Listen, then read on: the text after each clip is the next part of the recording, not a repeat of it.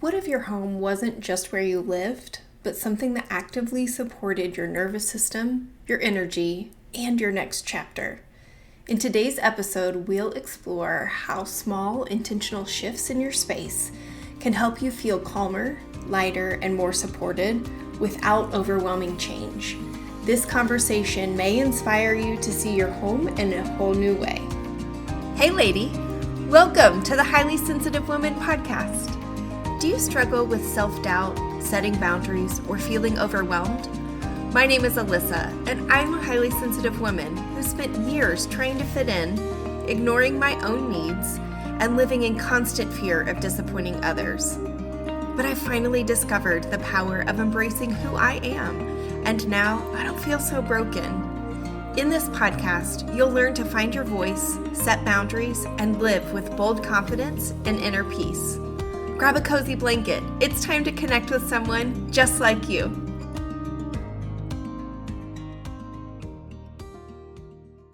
Welcome to the Highly Sensitive Woman. My guest today is a designer, Feng Shui master teacher, Reiki master, and creator of the intuitive home method. For more than 20 years, she's transformed homes, businesses, and even luxury private aircraft interiors. Her superpower is blending grounded design with distant space clearings and feng shui so that your home supports your health, momentum, and joy. She works with clients worldwide, is the host of Feng Shui Living podcast, and the author of the book Aligned at Home. Welcome, Lisa Morton. Hi, Lisa. Thank you for having me. I am so honored to have you as a guest today, and we are going to spend a lot of time talking about the amazing work that you do, helping your clients create spaces that support them, and we will get to that. But first, I want to hear a little bit about your personal experience as a highly sensitive woman. My goodness, I think back to being a child, and I was that sensitive little one. And to be honest, I struggled a lot as a kid, right? I'm sure a lot of people can agree. You can also agree. Being a little one and being a sensitive little one, it can be really difficult. So I struggled.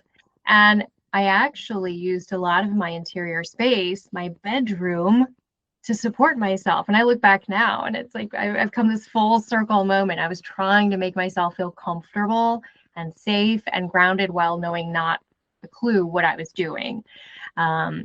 But fast forward and I have tools now, right? I've taken on yoga and meditation and Reiki and different things to support my personal energy and keep me grounded and keep me supported. So I feel in a really good space. I think it's finding those tools for me personally. It was filling up my toolbox with those different things to support me while I'm, navigating being an HSP. Isn't it so fascinating when we think back to our childhoods, how intuitive we actually were to know what we needed, and then for whatever reason, a lot of messaging that we got maybe didn't support that, and so we tried to shift. But when I think back to my childhood, one of the things that I did all of the time is I had a floor-length mirror, and I would sit on the floor and I would have full-blown conversations with myself in the mirror as if I was having a conversation with another person. And that is a tool that I use all the time now as a way to comfort and have these conversations to kind of talk myself off the ledge sometimes and those types of things. And I had no idea as a child what I was doing was so intuitive and beneficial for me. I just did it. That's amazing. And it's funny to think about. I always thought as I was young, oh, everyone's like this. I remember going into stores and going places and I was exhausted. I felt depleted. I thought everyone felt that way. They don't. But then I remember I actually went through a period of my life where I was severely struggling with my mental health. And this was my late 20s. I think it was a lot of being a sensitive person, of perfectionism, just a lot of things kind of bubbled up to the surface and came to fruition at that period. And I kind of think of it as almost this moment that was a rebirth, right? But I remember that time, and I was taking on all the things you're supposed to do, right, to help yourself during a time like that. And I was reading books, and I remember I got a book titled The Highly Sensitive Person. And I remember thinking, who knew this is a thing? I'm okay. I'm not weird, because I did go through a period where I thought everybody was like this. And then I'm like, what's wrong with me? Because I was so unwell. And this book gave me confirmation. I'm not alone. There are so many other people out there like me. That was really helpful. What I wouldn't have given to have read that book in my 20s, because I did not read it until I was in my 40s. And a lot of time would have been saved if I had stumbled across it sooner.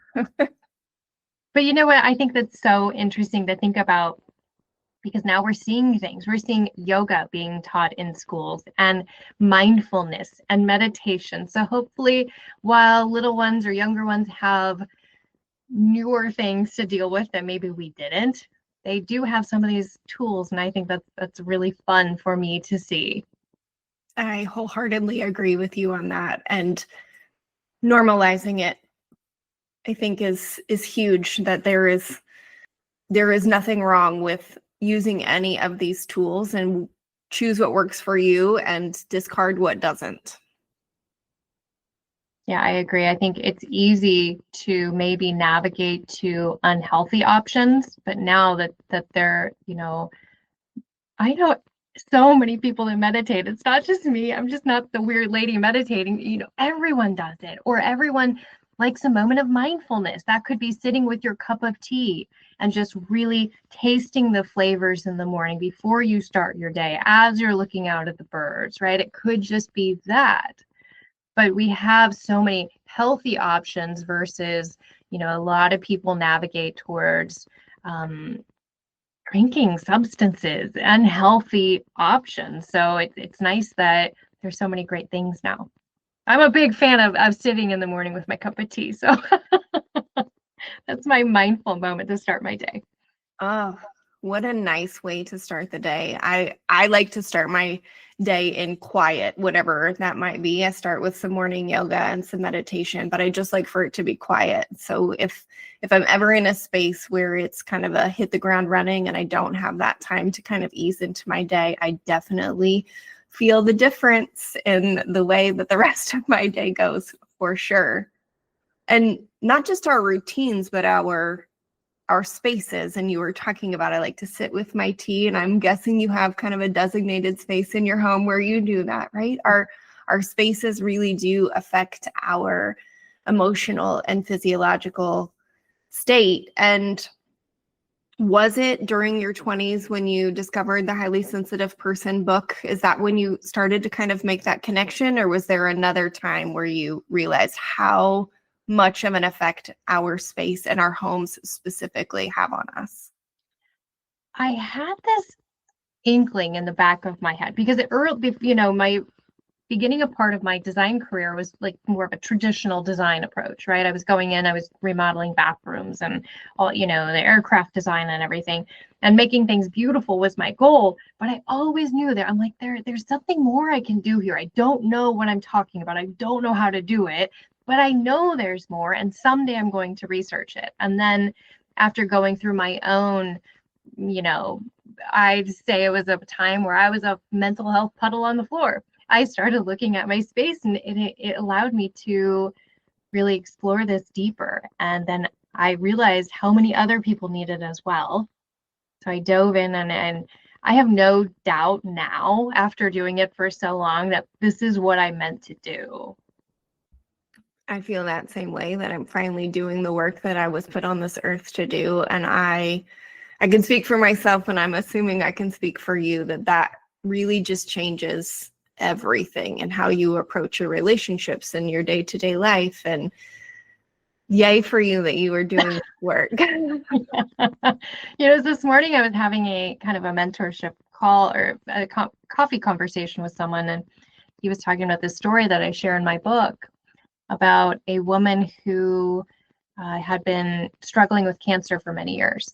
And she called me into her home and she sat across from me at the dining table and said, Lisa, I'm dying. I need your help setting up my space so I can go on living, so my family can go on living once I'm gone. And that was really an eye-opening moment for me. I mean, I knew I had amazing ability to shift environments and make people feel better, but this was a whole different approach. And that was really an aha moment that I can make big shifts, big improvements, big adjustments in people's lives. You know, we have these magical moments in our lives, and that, as hard as it was to do that and get to know her, know what we were planning and know what we were doing, it was also really beautiful. I have more questions about the design part of that, but a personal question: how do you kind of navigate your own sensitivity when you are doing work that requires you to kind of tune into the energy of your clients and their spaces and some of these really impactful stories? So one thing I really learned is the power of working remotely. And, I used to be the designer. I went into everyone's home. And let me tell you, I would be exhausted at the end of the day. But that was part of the job, right? That's what I thought I was supposed to do. And then we had relocated to a new city, a new state. And I was thinking, oh gosh, how am I going to set up my business again? Do this, this, and this. And I'm thinking, well, there's still so many clients in the last city I still want to work with. We can do something virtually. And then COVID happened. And then I'm like, okay, everybody knows how to use Zoom. We can figure out Zoom. So I started doing more and more virtual work. And it's been really interesting to see because it's really easy to do a lot of virtual work. It's Feng Shui. I also do distance energetic space clearings. And some people, it's hard to wrap their head around, but I believe the distance work is even more powerful than in person, because when I'm at home in my office, I might do an energetic space clearing and I sit in meditation for 45 minutes prior, right? And then I'm in this quiet, still, peaceful state. I can remain in that state while I do your clearing and not, when I would be in someone's home, I'm walking along trying to clear their space and I'm like, oh, look at that cute sofa, right? Or feeling bombarded by all the clutter in the corner, right? I'm trying to balance my body. I mean, I feel like you can do every energetic protection technique, but sometimes it's still going to get to you. So the power of my work has transformed, and it's been wild to see. I didn't even know this is how it would go, but 95% of my work is all virtual now. And it also opens up, I can work with people all over, not just where I live. So that's been really fun.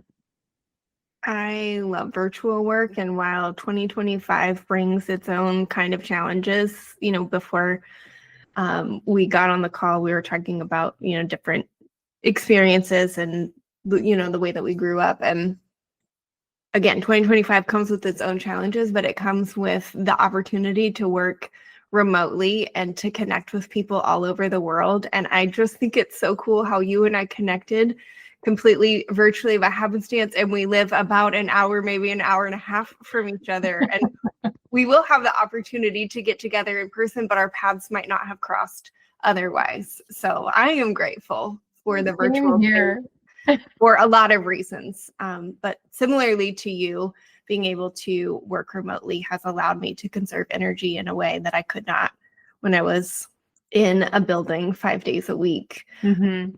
And I think I would only be able to take on half the clients I can now. Yes.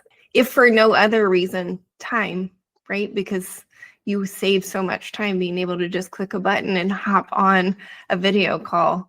Mm-hmm. For those who are not familiar, and I'm not entirely familiar, so I'm excited to hear the answer to this. Can you share a little bit about what that energy space clearing is, what it looks like, how it helps? Mm-hmm. So I'm trained and certified in 7-star blessing space clearings from Denise Lynn. She created this approach, and it's kind of morphed and shifted into my own thing. But it's an energetic rinse out cleansing, right? I have a close friend that talks about it similar to getting the energetic dust bunnies out, right? It's a reset of the energy in your space. And it's kind of performed similar to maybe if anyone's had distance Reiki done. Energy, we're affecting all time, all space here. So I go into this meditative state. I simply have a floor plan that you provide. I ask a bunch of questions about what's going on with the home, a little history of the home, how you're feeling in certain areas. If some spaces make you feel good, some spaces bring your energy down. And then I perform a clearing. I pull a few cards. I might use different additional tools. I use a pendulum, I use crystals, sound tools, burnables, whatever kind of comes to me during my meditation prior. And then I send to the client a full report. So a lot of this could be a great time to do it might be when you're moving into a new home, because you don't know what's there before. I mean, it's common that divorces happen in homes that had divorces prior, right? So we need to rinse that out. We need to rinse out illness, any disagreements, if the home has been empty for 7 months trying to be sold and you're the buyer, we want to rinse it out. It's been stagnant, it's stuck. We don't want that. So it's a great way to reset your home. Also a great time to, at the beginning of the year, or I do one once a quarter for my own home. A lot of my clients, I do like a big one once a year, but then I also, in the clearing, I'll get information, right? So I might get a download or be told something or have a vision of something like, hey, you need to use this tool. Your home is craving this, so that they can rinse out and cleanse their home throughout the rest of the year. Fascinating. Oh, I just love the idea of that. And yes, to your point, we are very energetic beings and our homes are just an extension of that. And so getting rid of someone else's energy or even your own that you don't want to hold on to anymore, getting that out sounds incredible. It's also a nice way to connect with your space on a deeper level, like really connect with it and really feel like it's a family member. That's what one of my main goals is to help people connect with their homes and maybe give it a name, maybe understand the essence of it. Maybe, just think of it like another family member, not just this box where you crash in at the end of the day. Oh, that's such a beautiful visual. When things maybe aren't going so great in a home, what are some subtle things that could indicate that your home is no longer supporting you and you need some kind of change? The main thing I find is people reach out because they're feeling stuck. They're stuck in life. They're waiting for that job promotion that's never happening. They're waiting to find the love of their life. They're ready to move forward on a project and they just can't get there. The energy could just be stuck. It's stagnant, right? And it collects over time. So rinsing it out is so important. There's a lot of different ways we can do that with an energetic space clearing or approaching the feng shui of the space and looking how energy, is it flowing, right? Is it flowing? Should we direct it in another direction? Should we help move it along if it's going kind of slow? So there's a lot we can do to help people just move forward if they're feeling stuck. For those who aren't familiar with feng shui, what's a little elevator pitch, if you will, for how it works and can be beneficial and help things start to flow and not be stuck? So Feng Shui is over 4,000 years old. And just like so many other different practices like yoga, right, or whatever, it's divided up into different schools or sects. Different sects have formed over the years, right? So there's different approaches, but the goal is always the same: to look at the space and really decipher how it's flowing, if it's flowing, and what we can do. So we have we work on a few different things. I have three main things I work with. One is balancing yin and yang, right? So yin is very quiet, still, small. Think of like a spa. And then something that's yang is really loud, active, Chuck E. Cheese or a casino. And then we want to balance the space for whatever's happening. So you might not really live in the spa type vibe, but you also don't want to live in Chuck E. Cheese. So we have to see what's happening in the room, in the home, in the commercial space, whatever, and then arrange for that. We also use the 5 element system: fire, water, wood, earth, and metal, and bring those in. And then I also use what's called a Bagua map. So Bagua actually means 8 sections, and then there's a 9th center section. And this is a map that we can overlay over your floor plan. This is why distance work and virtual work is so great. I can learn so much about you and your life just by looking at this map and your floor plan. So following this floor plan, it tells me you have an energy center that's actually connected to wealth and abundance. Well, if you have a leaky faucet here or something's broken, you're probably not doing very well in the wealth and abundance area. If you have your energy center that's connected to health, you might not be feeling so great. But now we know where it is, and we know your home, we can dig into that and amplify that area and give it a little TLC, as I say. But a lot of people think back to maybe the 90s when Feng Shui kind of had a big kick, right? I remember getting some candles. I was a teenager and got some 5 element candles. I had no idea what it was. And I think a lot of people think of it as decorating an Asian decor, but that's not at all what it is. I always say the best feng shuied home is a home that you'd never know, and it feels just like the homeowner, and it feels really good. Like people walk into my house and they're like, oh, feels so good in here. They don't want to leave. And I'm just in the corner, like cheering, excited. I love to purge things. I have really shifted in the last several years toward a more minimalist approach. And, as we're approaching the holidays at the time of this recording, I like to gift experiences rather than material things. And so I love to purge, and I actually enjoy change from that perspective in my space. So as you are describing all of these things that you can help people with in their homes, I'm like, yes, sign me up. This sounds amazing. But for the person maybe on the other end of that spectrum who is really struggling to let go of things and doesn't really like change and is a little bit overwhelmed by the idea, where is a really nice, simple place to start? So clutter brings on a lot of emotions, a lot of sensations, even physical sensations in our body. We also often react to those subconsciously react to that box in the corner that we've been avoiding, or that pile over on the counter, right? But it's constantly pinging us, right? We have to remember that. So first of all, have compassion for yourself, because it can be really hard to go through some of these things. They might have a lot of meaning to them. You might need a lot of support. Talk to your therapist, get a friend on board to support you, prepare, right? Because this is a big thing. If you have a big purge you need to do.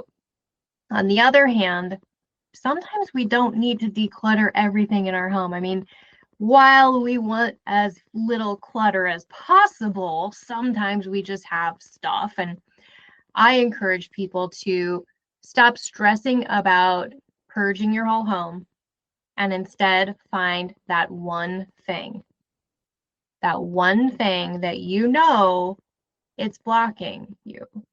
It's stopping you. It's preventing you from taking that next step.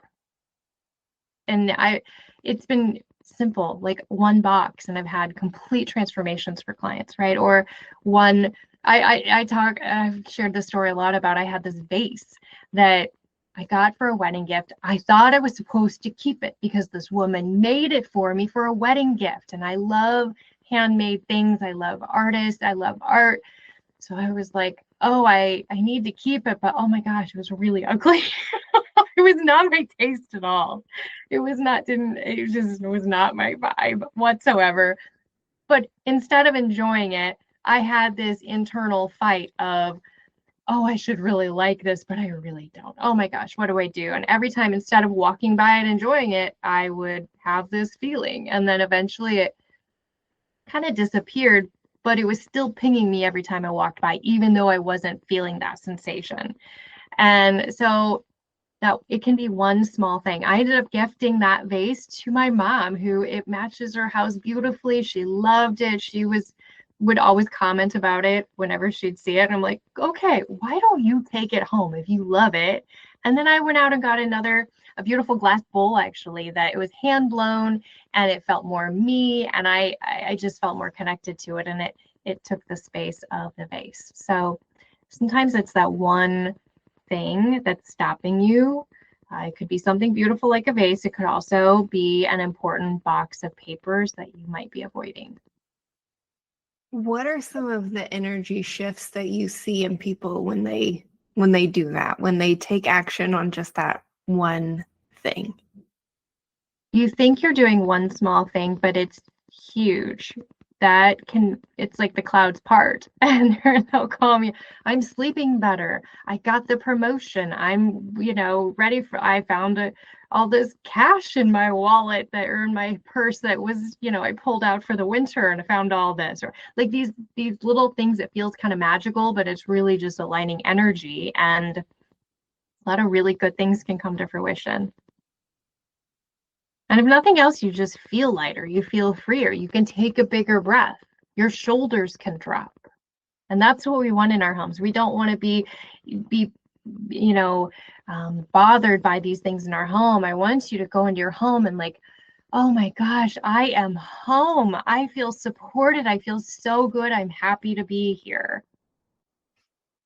I can always tell when there is a shift in my mental and emotional state, because my home most definitely reflects that. And when internally I am chaotic, externally things are chaotic too. And then when I start to feel a shift, and sometimes the shift is internal first, and sometimes the shift is external first, but regardless, then I just feel so much lighter, and that, it feels so good to be home versus, oh gosh, I don't want to go home because I need to do this, this, and this.